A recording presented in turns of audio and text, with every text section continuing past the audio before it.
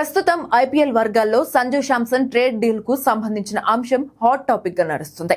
Sanju Rajasthan Royals ని వీడటం దాదాపుగా ఖాయమైన నేపథ్యంలో సిఎస్కే అతన్ని ట్రేడింగ్ ద్వారా దక్కించుకుంటుందని ప్రచారం జరుగుతుంది.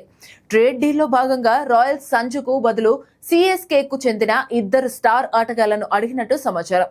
రవీంద్ర జడేజా, రుతురాజ్ గైక్వాడ్ లేదా శివం దూబేలలో ఎవరో ఒకరిని డిమాండ్ చేసిందని తెలుస్తుంది. అయితే ఈ డీల్ కు సిఎస్కే యాజమాన్యం ససేమిరా అనిందని సమాచారం. సంజుకు బదులు నగదు డీల్ జరుగుతుందే కానీ తమ ఆటగాళ్లలో ఏ ఒక్కరిని వదులుకునేది లేదని సిఎస్కే రాయల్స్ కు స్పష్టం చేసినట్లు తెలుస్తుంది.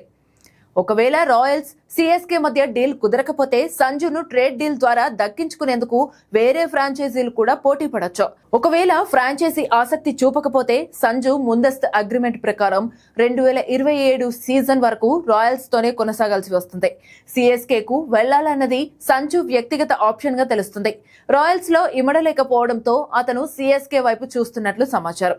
ఫ్రాంచైజీ మారాలనుకున్న విషయాన్ని సంజు చాలా గోప్యంగా ఉంచుతూనే లోపల పావులు కదుపుతున్నట్లు వినికిడి వినిపిస్తోంది.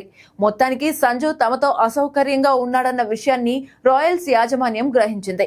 సంజు నిర్ణయాన్ని ఫ్రాంచైజీ గౌరవించే అవకాశం ఉంది.